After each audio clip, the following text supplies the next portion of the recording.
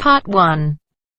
You will hear a conversation between the manager and a customer in a restaurant. First, you have some time to look at questions 1 to 6.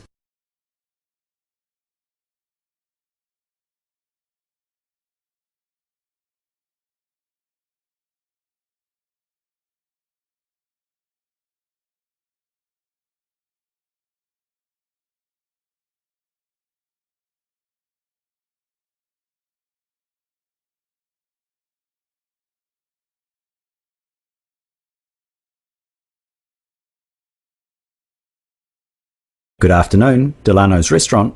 How can I help you? Hi, can you tell me how late you're open at weekends? Yes, of course. On the weekends, including Friday night, we're open till midnight. Okay, that's great. Do you take reservations? Of course. Let me just get a reservation form. So, first of all, can I have your name, please? Sure, my family name is Mateo. That's M-A-T-E-O? Yes, And your first name? it's Kirsten. Was that Kristen? No, I'll spell it for you. Kirsten. Sorry about that. No problem, I'm quite used to it. Okay, I'll just run through all the details about the booking with you. But before I do that, I'd better get your contact number now, just in case I forget to do it later. Is that okay? Sure, it's area code 734 and the number is 6778111. Okay, so when would you like to book? Next Friday? As in the 7th, correct? Yes, at 8 p.m. if you have room for us. Let's see. How many people are you booking for? We've got, let's see, 3 couples, my brother 2, and my parents, of course. So that's 9 adults. And is it all right to bring infants? Yes, that's no problem. We have special seats for them. Actually, we'll have 2 coming. But don't worry, they're well behaved and they'll probably sleep the whole time. They won't need seats. Fine. Just bear in mind that it might be quite noisy in the restaurant at that time. Oh, that's cool. We just want the whole family to be there together for the dinner. Is it a special occasion? Yes, it's my parents' wedding anniversary. 35 years together. That's fantastic. Okay, so to make sure that everyone has a great time on this special day, I'd like to discuss our food options now, so that we can be prepared. Okay, great. I've heard great things about your menu. Yes, you definitely won't be disappointed. Now, is there anyone in the group who has special dietary requirements? Oh, yes. Both my sister and brother have an allergy to nuts. We usually just avoid them altogether. We like to try each other's dishes and it makes it easier. Right, that's important. I'll just make a note of that. Oh, don't worry. They'll remind you for sure. Oh, one more thing I almost forgot to mention. My father's recovering from surgery and for the time being he's in a wheelchair. Are there any stairs or anything that could make it difficult for him? Good question. We do have stairs outside, but we also have a ramp. It shouldn't be a problem at all. We'll make a special place for him at the table. Before you hear the rest of the conversation, you have some time to look at questions 7 to 10.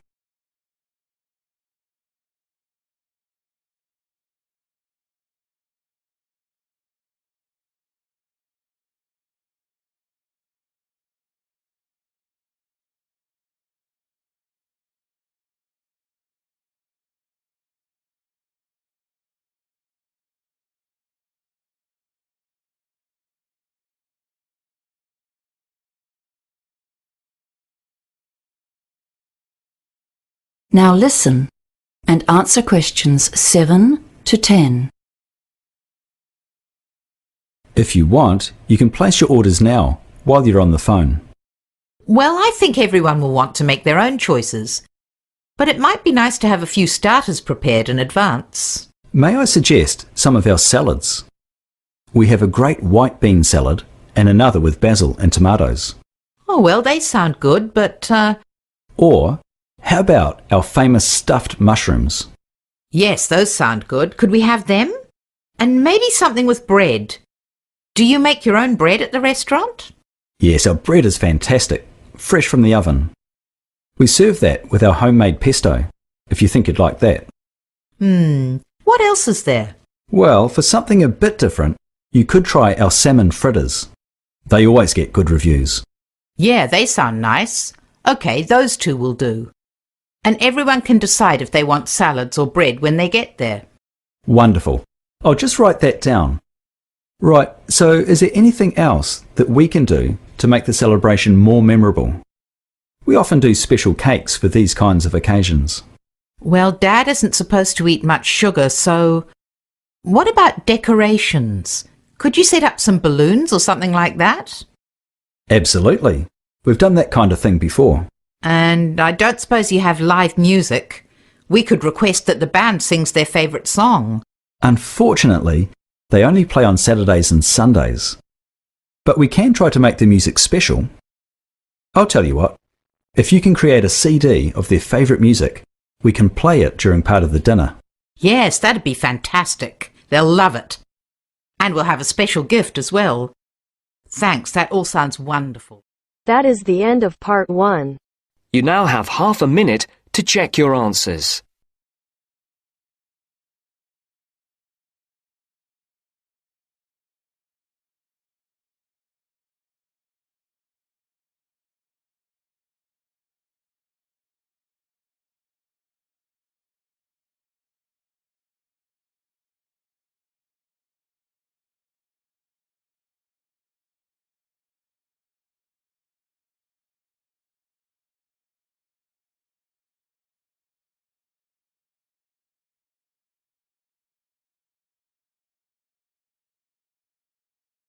Now turns to part 2. Part 2. You will hear the Human Resources Manager talking to new employees about the rules in the workplace. First, you have some time to look at questions 11 to 14.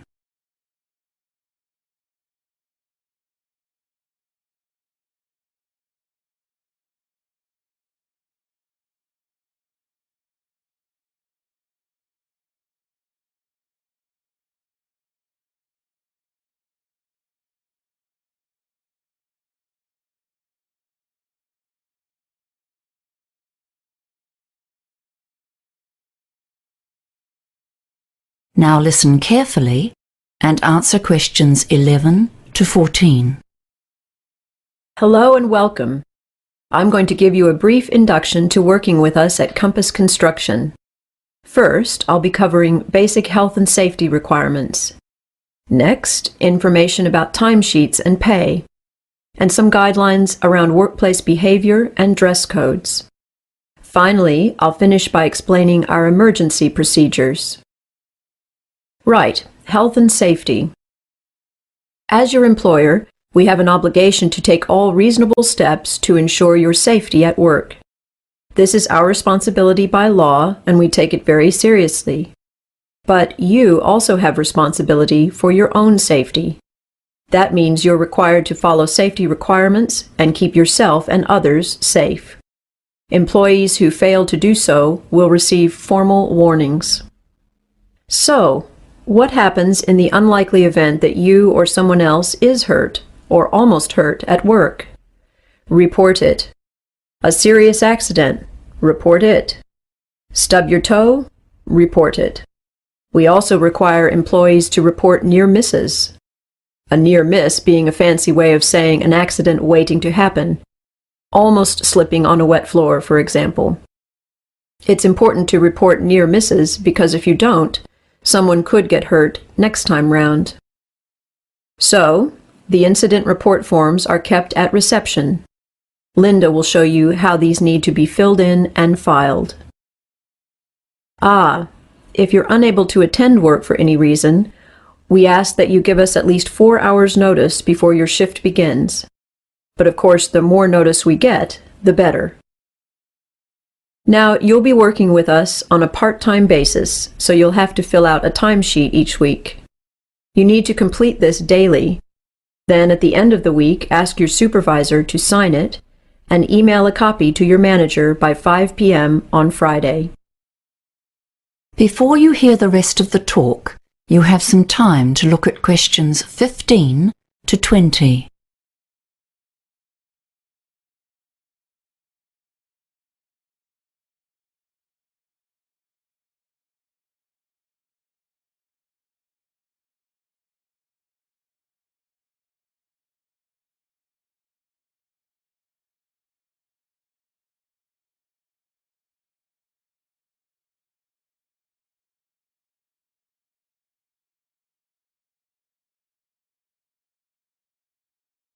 Now listen and answer questions 15 to 20.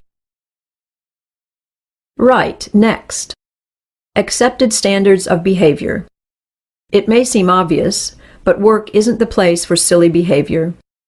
In our industry, we can't have people fooling around, especially with the equipment and machinery we have here on site. It's too easy for something to go wrong. There's also no place for swearing, bullying, or harassment at work. So if you're at all concerned at any time, please talk directly to your manager about this. Finally, what to do if there's a disaster of some sort. Dress codes first. Like all our office employees, you need to wear the standard white shirt with the company logo. You'll be provided with 2 of these. You wear your own trousers or skirt, which must be black, tidy, and smart. No jeans, and always black. In your role, you'll mostly be on reception. However, you may occasionally be asked to do something that requires you to go into the workshop area. In that case, you'll need to be decked out in proper PPE, personal protective equipment, steel-capped boots, a vest, and, depending on what you're doing, gloves and a hard hat. The gloves are needed for any task that requires contact with dangerous chemicals, for instance. All the PPE is kept in the room before the workshop, which we passed through earlier. Right, now finally, if there's a fire or other disaster and the fire alarm sounds, you need to leave immediately. Don't try to go out the glass doors because they're automatic and may not be operating. The fire exit is through the door to the right of the main glass doors. When you exit, leave everything behind, including your bag, keys, and phone. People often fumble around wasting precious time when there just isn't time for that. So it's a company policy to take yourself to safety and nothing else.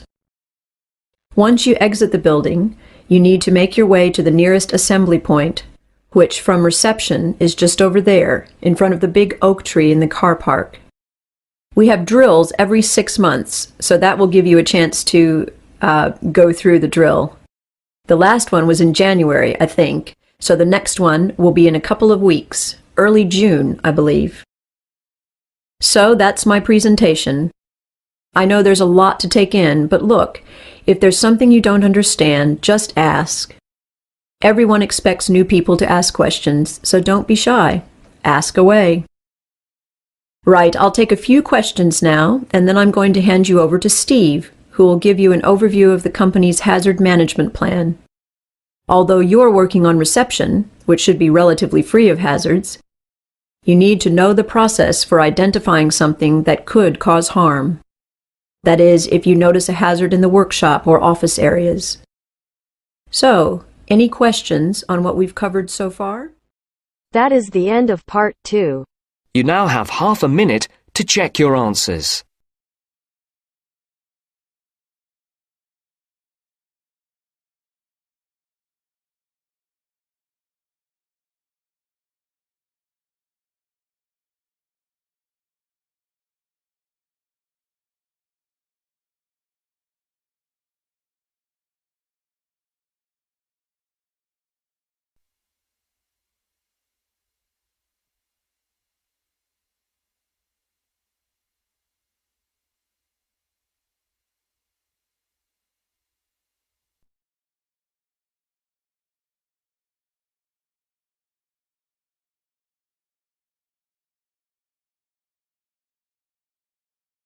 Now turns to part 3. Part 3. You will hear 2 urban planning students, called Carla and Rob, discussing their presentation on cities built by the sea. following instructions from their tutor. First, you have some time to look at questions 21 to 25.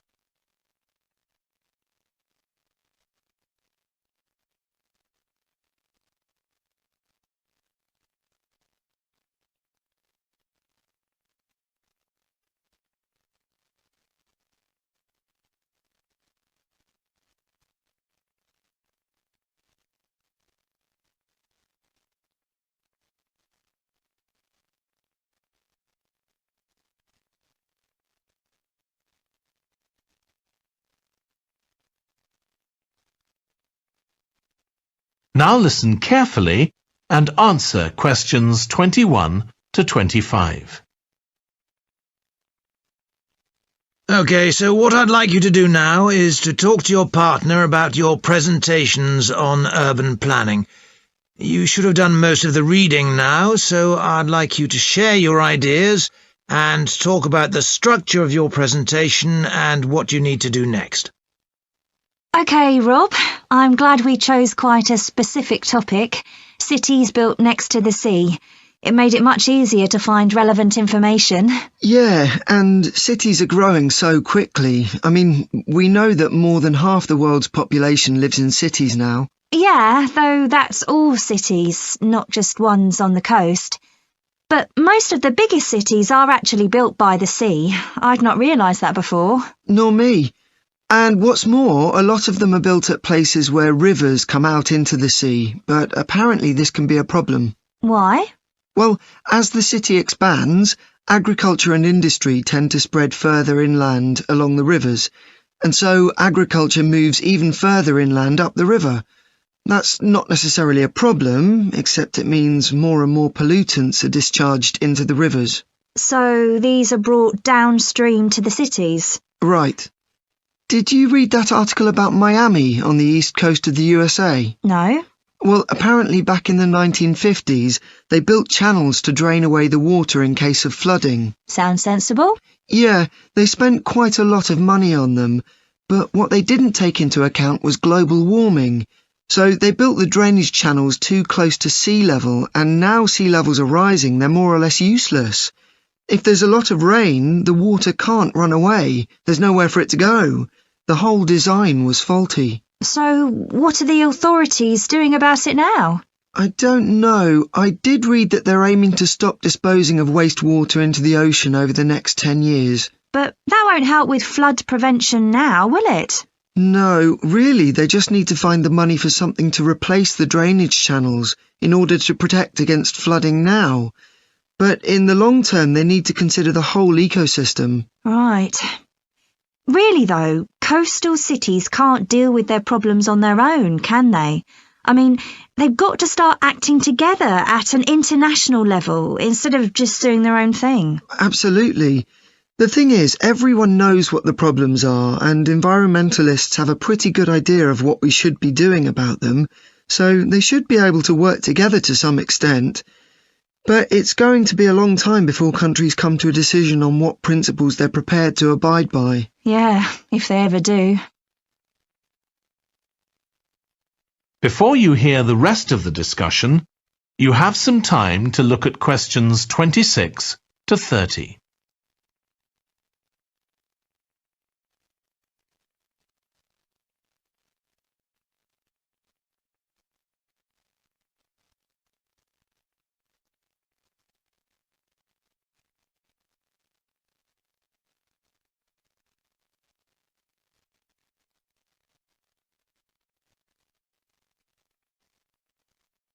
Now listen and answer questions 26 to 30. So, I think we've probably got enough for our presentation. It's only 15 minutes. Okay, so I suppose we'll begin with some general historical background about why coastal cities were established. But we don't want to spend too long on that. The other students will already know a bit about it. It's all to do with communications and so on. Yes. We should mention some geographical factors, things like wetlands and river estuaries and coastal erosion and so on. We could have some maps of different cities with these features marked. On a handout, you mean? Or some slides everyone can see? Yeah, that'd be better. It'd be good to go into past mistakes in a bit more detail. Did you read that case study of the problems there were in New Orleans with flooding a few years ago? Yes, we could use that as the basis for that part of the talk. I don't think the other students will have read it, but they'll remember hearing about the flooding at the time. Okay. So that's probably enough background. So then we'll go on to talk about what action's been taken to deal with the problems of coastal cities. Okay. What else do we need to talk about? Maybe something on future risks, looking more at the long term if populations continue to grow? Yeah, we'll need to do a bit of work there. I haven't got much information, have you? No, we'll need to look at some websites. Shouldn't take too long. Okay. And I think we should end by talking about international implications. Maybe we could ask people in the audience. We've got people from quite a lot of different places. That'd be interesting if we have time, yes. So now, shall we go on? That is the end of section 3. You now have half a minute to check your answers.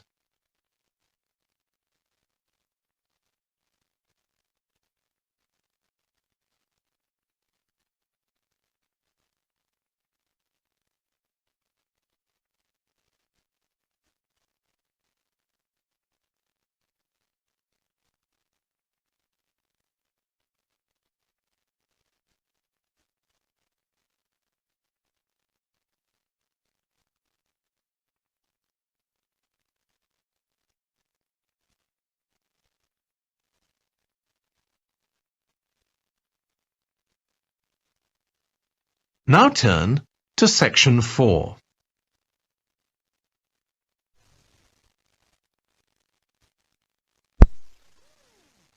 You will hear part of a lecture on renewable energy that uses the power of the sea.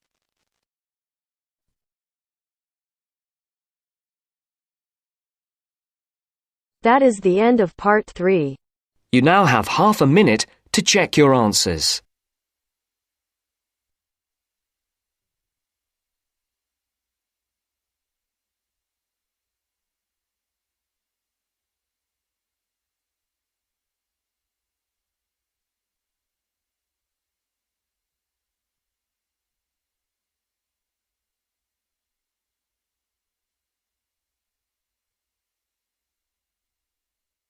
Now turns to part 4. Part 4.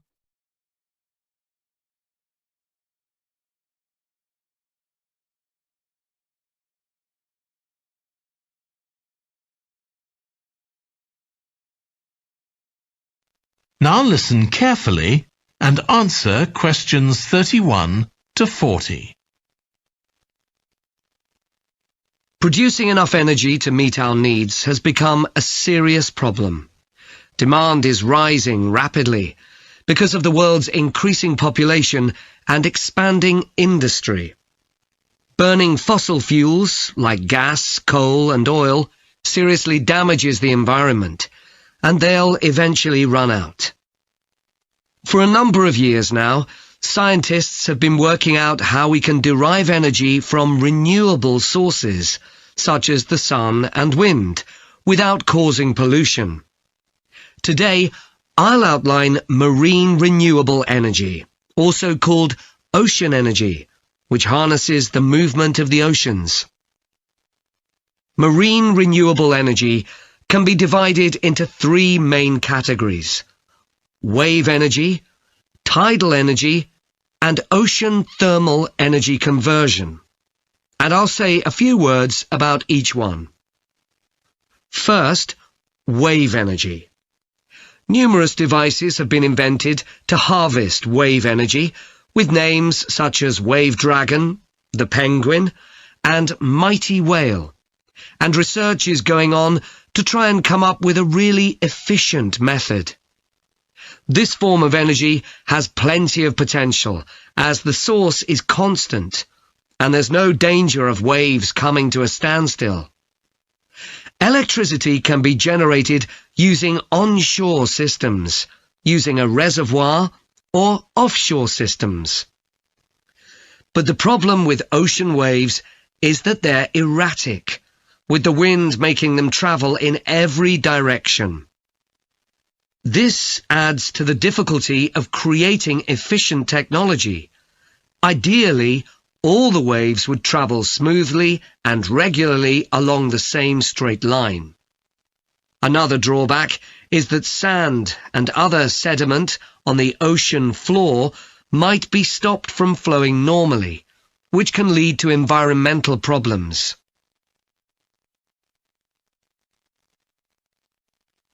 The second category of marine energy that I'll mention is tidal energy. One major advantage of using the tide rather than waves as a source of energy is that it's predictable. We know the exact times of high and low tides for years to come. For tidal energy to be effective, the difference between high and low tides needs to be at least 5 meters. And this occurs naturally in only about 40 places on Earth. But the right conditions can be created by constructing a tidal lagoon, an area of seawater separated from the sea. One current plan is to create a tidal lagoon on the coast of Wales. This will be an area of water within a bay at Swansea, sheltered by a U-shaped breakwater, or dam, built out from the coast. The breakwater will contain 16 hydro turbines, and as the tide rises, water rushes through the breakwater, activating the turbines, which turn a generator to produce electricity. Then, for 3 hours as the tide goes out, the water is held back within the breakwater, increasing the difference in water level until it's several meters higher within the lagoon than in the open sea. Then, in order to release the stored water, gates in the breakwater are opened. It pours powerfully out of the lagoon, driving the turbines in the breakwater in the opposite direction and again generating thousands of megawatts of electricity. As there are 2 high tides a day, this lagoon scheme would generate electricity 4 times a day, every day, for a total of around 14 hours in every 24, and enough electricity for over 150,000 homes. This system has quite a lot in its favour. Unlike solar and wind energy, it doesn't depend on the weather. The turbines are operated without the need for fuel, so it doesn't create any greenhouse gas emissions, and very little maintenance is needed.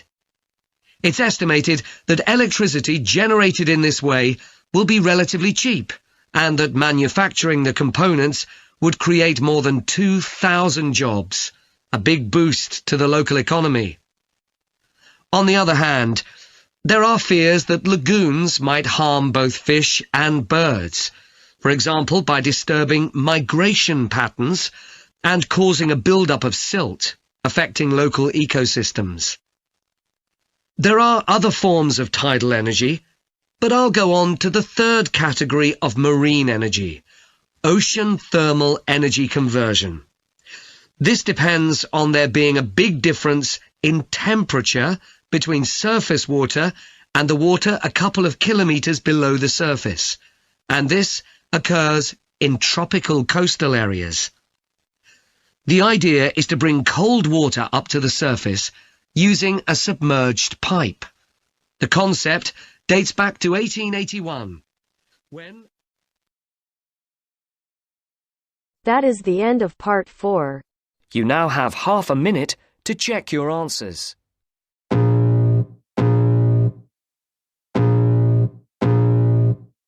I can feel the blood creeping up from the heathens. Got will, got fight, got pride, got reason. If they wanna go eat, then you know I'm gon' feed them. If you're coming for me, hope you're ready for a demon. I got eyes in the back of my head, I'm seeing. Take me for granted and you know I'm leaving. I'ma take what's mine with the webs I'm weaving. I could take this crowd from seeing to believing. Got a taste for blood in my tongue keeps bleeding from the words I spit. So sharp, so freezing, so cold. Behold, frostbite they feeling.